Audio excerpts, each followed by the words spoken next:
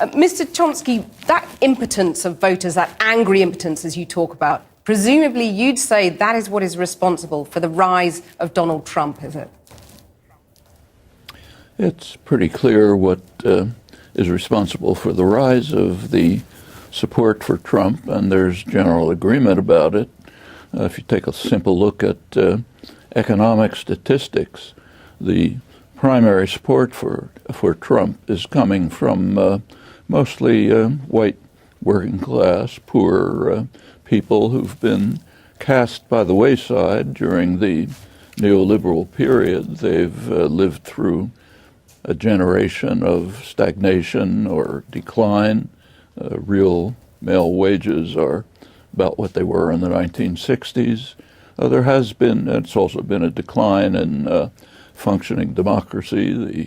The overwhelming evidence reveals that even their own elected representatives barely reflect their interests and concerns.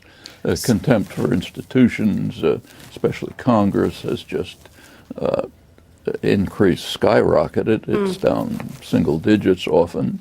These are people who, meanwhile, there has, of course, been wealth created. It's gone into very few hands, mostly into a fraction of the top 1%. Indeed, so but there's enormous opulence. Yes, indeed. And how dangerous do you think this all is in terms of Donald Trump, for example? I mean, he has been toning down some of his most extreme pronouncements recently. He may, if he ever got anywhere near power, he could be held in check by Congress. I mean, how dangerous do you think he is to America? Well, the greatest danger that he and indeed every Republican candidate poses is barely mentioned. It's kind of reminiscent of Sherlock Holmes's dog that did not bark. The greatest danger is there are two huge dangers that the human species faces. We're now in a situation where we have to decide whether the species survives in any decent form. One is the rising danger of nuclear war, which is quite serious. The other is environmental catastrophe.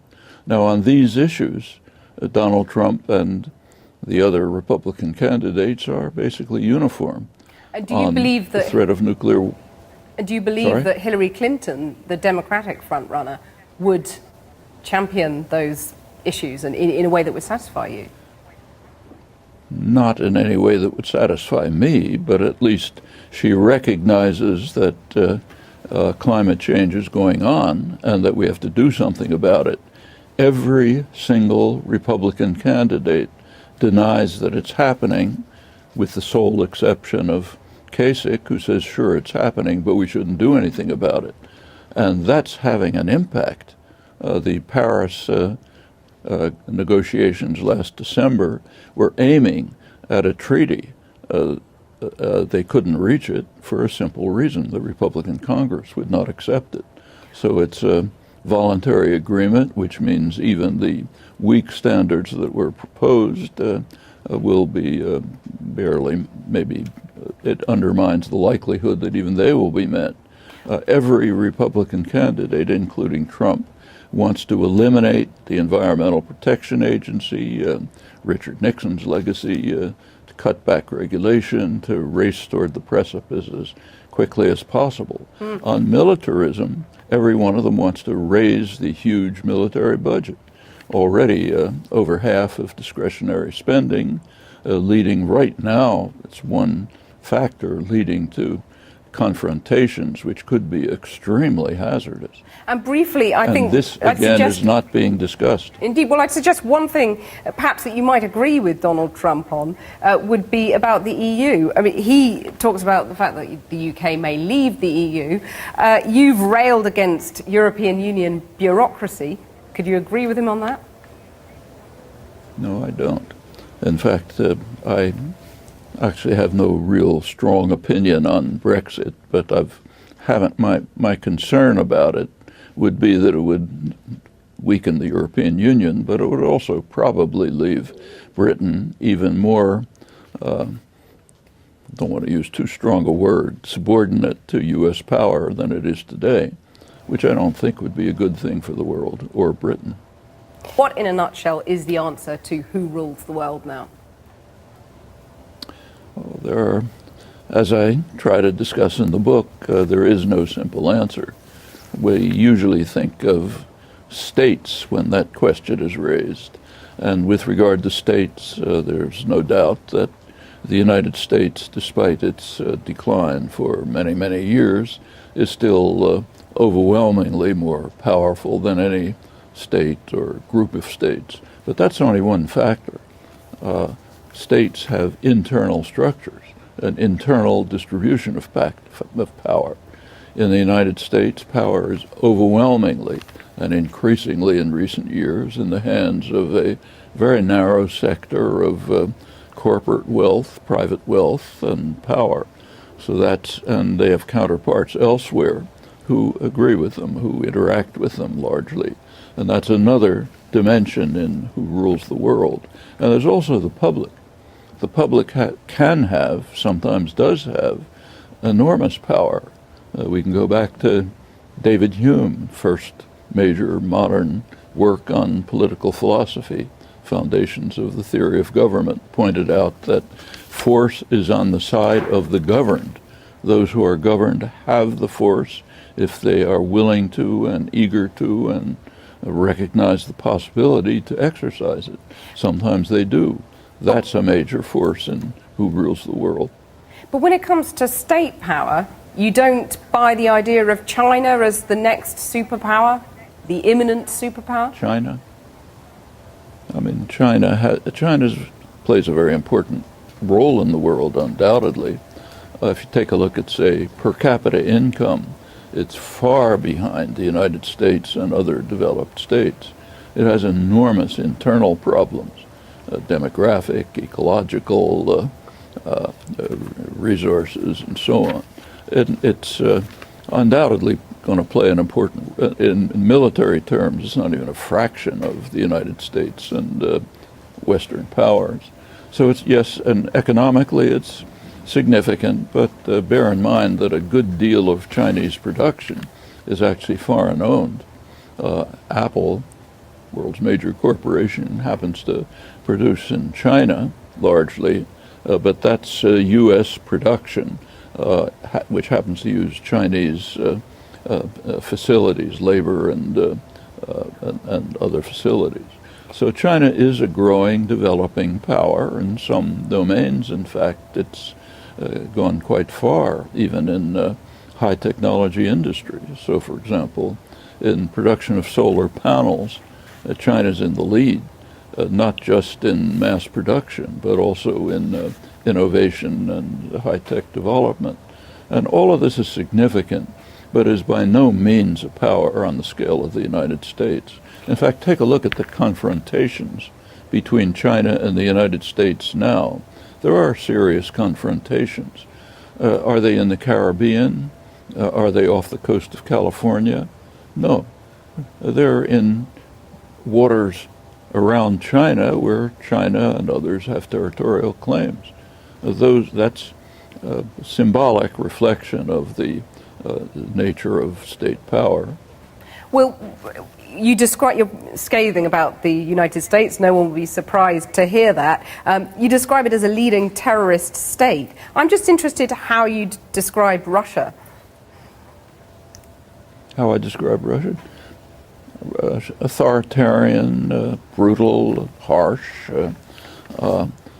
carrying out ugly actions in its own region. The United States, on the other hand, carries out such actions all over the world. In fact, again, look at there are serious confrontations between Russia and the United States. And once again, are they on the Mexican border, the Canadian border? No, they're on the Russian border. In fact, right at the point of the traditional invasion route through which Russia has been virtually destroyed several times in the past century, also earlier history. Again, that's no apologetics for what Putin may be doing, but it should lead us to have a rational perspective on the relationship between these forces in the world. As for the U.S. being the leading terror state, I should say that's hardly just my opinion. So, for example, I noted when I was introduced, the person who was introducing me said that I regard the United States as the gravest threat to world peace. That's not exactly, it's a little misrepresents the situation. There are international polls run by the leading U.S. polling agency, Gallup, its international affiliate, Gallup Win. And one of the questions they ask is, which country is the gravest threat to world peace? And the United States is first by a huge margin. Far behind, in second place, is Pakistan. That's undoubtedly inflated by the Indian vote, and others have slight mention. So that's global opinion.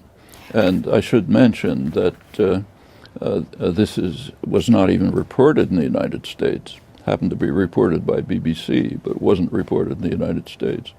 As for being a terrorist state, President Obama's global assassination campaign, the drone assassination campaign, is an extreme terrorist war. I mean, if Iran, let's say, was carrying out a campaign to assassinate people around the world who it thought might be planning to harm Iran, we would regard it as terrorism. For example, if they were bombing the editorial offices of the New York Times and the Washington Post, which publish op-eds by prominent figures saying that we should bomb Iran right now, not wait. So obviously they want to harm Iran. Suppose Iran was assassinating them and anybody who happened to be standing around all over. Would we regard that as terrorism? I think we would. Well, let me put a few questions to you from people online. People are sending in questions via Facebook. First, Gary says, what are the dangers of TTIP? Of Putin? The dangers No, sorry. What are the dangers of TTIP? Of? I'm sorry, I didn't. The Transatlantic Trade and Partnership, TTIP. TTIP. Oh, TTI, oh, yeah. Oh, they're pretty extreme. In fact, Greenpeace a couple of days ago released 280 pages of internal documents on this so-called trade agreement, and they spell out details of what all of us should know. The so-called free trade agreements are not free trade agreements. In fact, to a large extent, they're not even trade agreements. These are investor right agreements. There's a reason why they're kept secret from the public. And as soon as you look at them, you see why.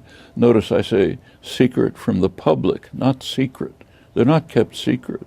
They're not secret to the corporate lawyers and lobbyists who are writing the detailed regulations, of course, in the interests of their constituents, doesn't happen to be the public of the world or their own countries.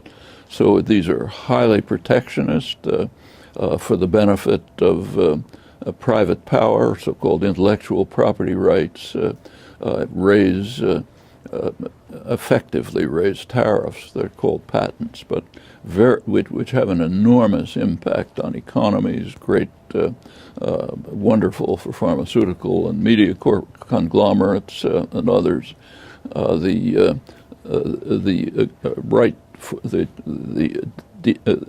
investors, corporations, are given the right to sue governments, something you and I can't do, but a corporation can, to sue governments for harming their potentially future profits. You can figure out what that means. And such cases are already in the courts they're not in the courts, they go to private trade adjudication groups made up largely of corporate representatives. They're already going on with NAFTA, and we can expect more of them.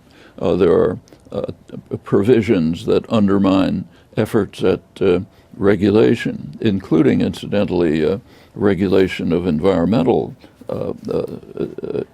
dangers. And rather strikingly, the phrase climate change does not appear in these 280 pages, which are illustrative of the whole structure. So these, they have almost no, I should say these agreements, so-called Pacific and Atlantic, have virtually no effect on tariffs. Tariffs are already quite low among the major trading partners. When you read the propaganda about it, it says, oh yeah, sure, Vietnam's going to have to lower its tariffs. Yeah, almost no effect on trade. The major trading partners already have agreements that have reduced tariffs very substantially. There are few exceptions, not many.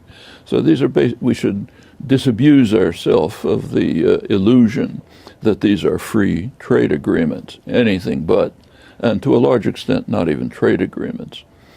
We have the experience of others, like NAFTA, many years of experience. So take, say, NAFTA. It has all of the aspects that I just described, but even more. Consider even what is called trade, interactions across the U.S.-Mexico border. They've increased substantially since NAFTA. So economists will tell you trade has greatly increased. But have a look at them. So, for example, suppose that General Motors produces parts in Indiana, sends them to Mexico for assembly, and sells the car in Los Angeles. That's called trade in both directions. But it's not. It's interactions internal to a command economy. It's as if during the days of the Soviet Union, parts were made, say in Leningrad, sent to Warsaw for assembly, and sold in Moscow. We wouldn't call that trade. That's interactions internal to a command economy. Well, Noam Chomsky, thank you very much for being so generous with your time and for staying on to have that live online discussion. Thank you.